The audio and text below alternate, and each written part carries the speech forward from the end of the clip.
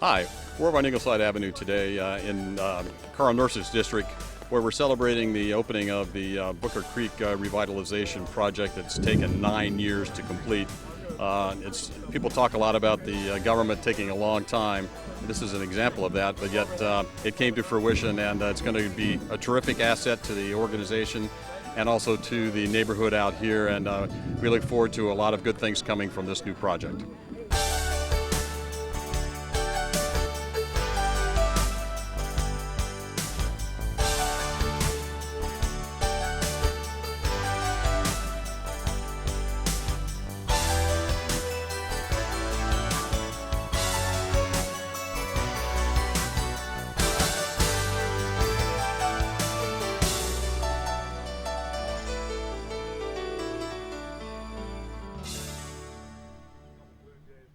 I'm a board member of Rosewood Park. My name's Kai Warren. I'm a past president.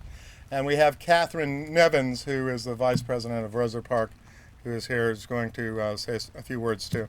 But first, I'd like to ask Dr. Goliath Davis to come up and say a few words.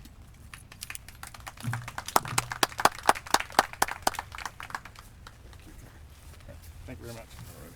Good morning. You may wonder why Kai and I are wearing dark glasses. We are basically trying to more or less hope for positive thinking and dark glasses for the sun, and we want to make sure that the sun shines on this festive occasion. Kai asked me to come out first and foremost to welcome all of you to Midtown. We are in Midtown, and this project is a great one.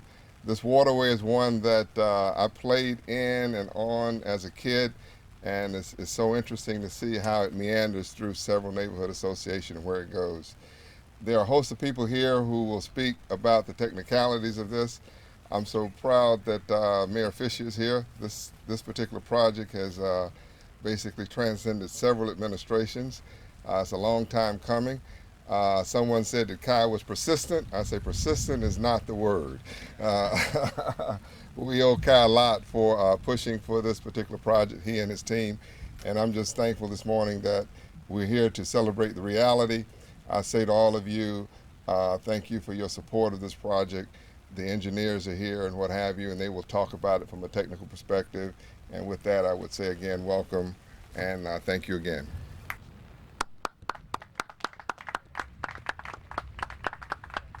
When we started the neighborhood department back in, I think it was like 1993, so we're like 15 years into it, it was done so that the neighborhoods could control their own destiny, and they could plan, and they could vision, and they could dream. So when Kai came into my office, probably around 1997 or 8, he was dreaming. And he described this project, and I said, Kai, we've got neighborhoods that are flooding, neighborhoods that need lights. I mean, we've got a lot of priorities here, but I'm glad this project will be beautiful, but you got to understand it will take a while to get here. It took a while to get here. But this is what neighborhoods dream of, and this is what does come true, and I just can't praise Kai and his group enough for staying with it. And congratulations to everybody in this neighborhood, because the whole neighborhood is lifted, and this is what it was all about. Thank you. Thank you, Dave. We should probably make this short, right? So that we don't get soaked. But my name is Daphne McFarland, and I work for the NOAA Restoration Center. We're right down at the edge of the creek and get to watch it where it dumps into Tampa Bay. So I feel pretty lucky for where I work. I work for NOAA Fisheries, and I work for a program called the Restoration Center. And I work for a program within the Restoration Center that's called the Community-Based Restoration Program. And with all of you standing here today, I think this is the true definition of the community-based restoration program. And the idea is to link local communities with their coastal resources. NOAA is interested in a lot of things, but the program I work for is interested in fish. Kai came to us a few years ago and said, hey, these are some ideas I have, and what do you think? NOAA is very interested in restoring fish habitat. So helping this creek become a healthier creek system will allow more fish to come.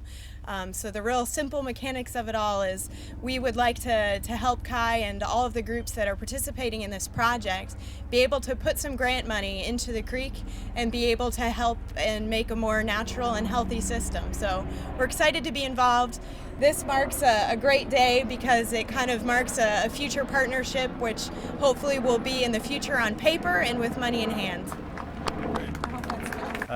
I would like to recognize and applaud the tenacity of this neighborhood association for bringing the city along in this effort. You know, it all started off, of course, assuming we would do what we always do, which is sort of more culverts and stuff. But instead, what we're seeing is the rebirth of a creek. And you know, if you think about San Antonio, that turned a ditch into their the centerpiece of their town, and this creek is being reborn all the way through several neighborhoods, and to the south, Bartlett Park, and to the north, Campbell Park, and I'm hopeful that in a few years we'll see it reborn through a redeveloped trop site, that we'll see that is that's a cleaned up site, and so it's very encouraging to see, and this would not have happened without the tenacity of the neighborhood association and the city folks being willing to do something that they had never considered before, and it's a win in all directions. It's better for the environment, it's better for drainage, it's better to look at, it encourages walking, so you guys are all to be congratulated. Thank you. Thank you, Carl.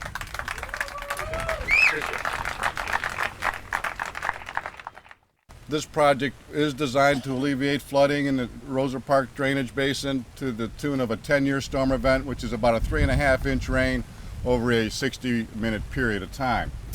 But what it was supposed to be, prior to what we have out in front of us today, was nothing more than a series of underground box culverts.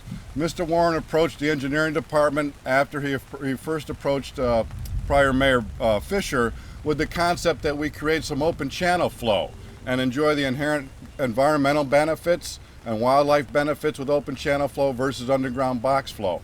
And he encouraged us to consider some acquisition of vacant property to do so. Lo and behold, within a year thereafter, we acquired 8 vacant lots along this tract of land right here, and ended up constructing this open channel flow. Kai's other vision was to allow this to be the springboard for an extension of the city's trail program.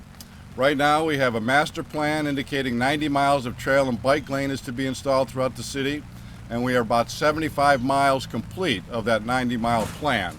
And this is another segment that is to be added, of which I have an illustration that Kai is showing, extending north of the Tropicana field site and ultimately allowing a bicyclist or pedestrian or jogger alike end up down at Bayboro Harbor, where this entire conveyance system ultimately discharges.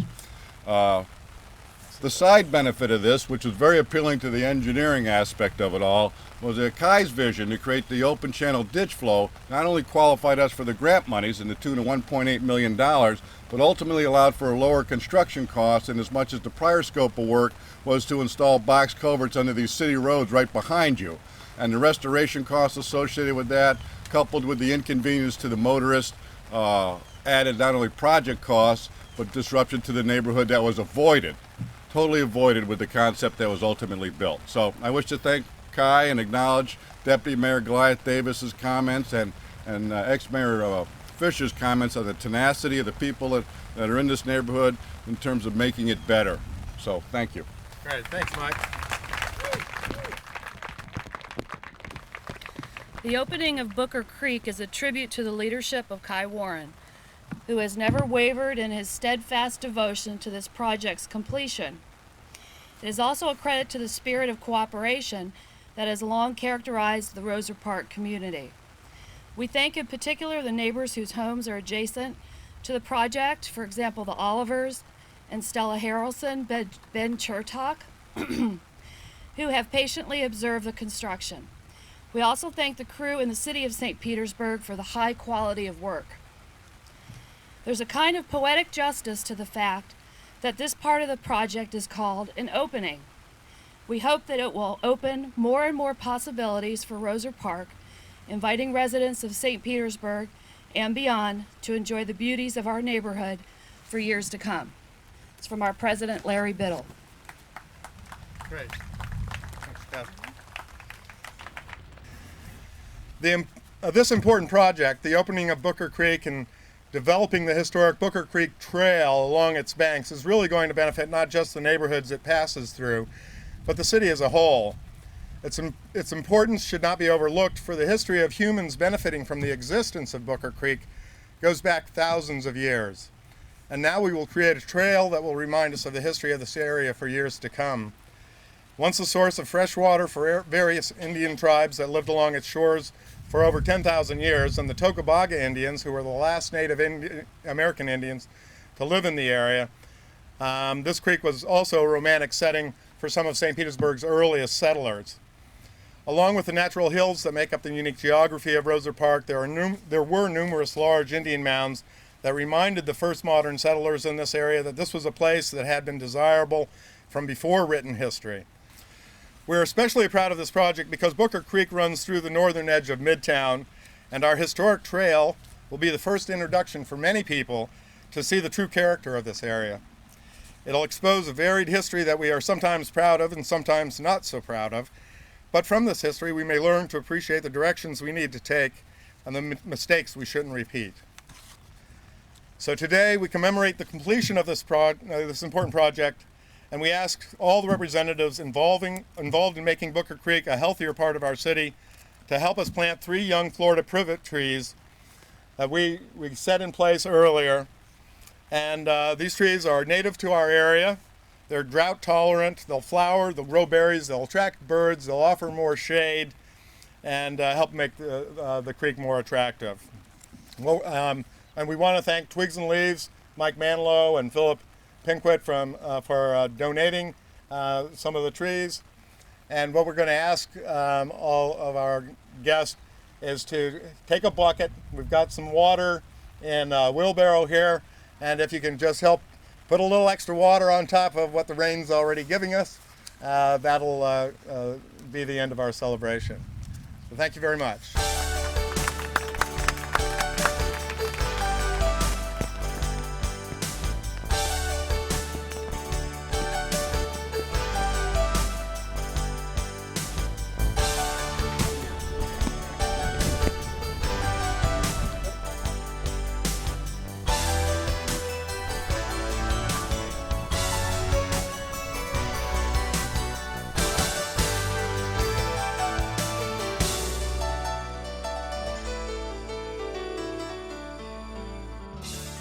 As a lot of this happened before I moved here. I've been here 7 years, and really Kai Warren was instrumental in moving this forward and addressing the flooding issues, but also in restoring the natural water flow of the creek, enhancing the beauty of the area. It's a great thing for Roser Park. It's a great thing for the city of St. Petersburg. It's going to connect the baseball stadium all the way out to Tampa Bay, and it's been a long time coming, and they've done a wonderful job, and I'm looking forward to seeing how the rest of it turns out in the future. This is a absolutely beautiful thing that they've done here in the neighborhood. You know, this was in the working since 1992, and because people have been persistent, they had an idea, went to the city, and with the collaboration of the city and the neighborhood and great ideas and determination, this is the fruits of their labor.